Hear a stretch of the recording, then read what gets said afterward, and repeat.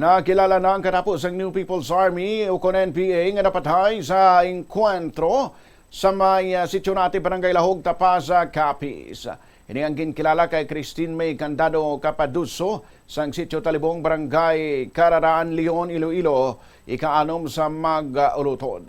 Nahibaluan nga ining naggamit sang apat ka mga alyas nga mong Sheryl, Elsa, paday kag isa.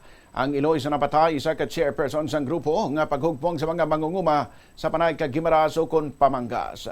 Sa interview sang Bombo Radyo kay Colonel Erwin Rommel Lamzon, ang Chief sang 3rd Division Public Affairs Office, iyagin pahayag ang napatay ang isa ka platoon medic sang Regional Sentro de Grabidad kag Central Front sang Komiteng Rehiyon-Panay. Sunod kay Lamzon, nakaangkon si Christine sang pataling igo sang bala sa iya lower abdomen nga mong gintunaan sa iya kamatayon.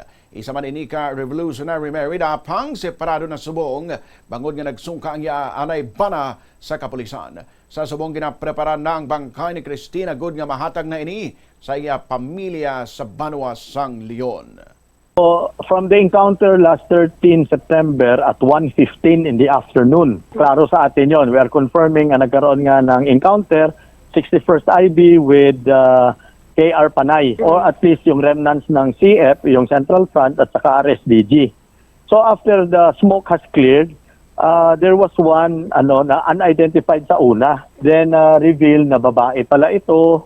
Tapos nung kinuna ng picture, tinignan ng mga former rebels or friends rescued. So nakilala nila.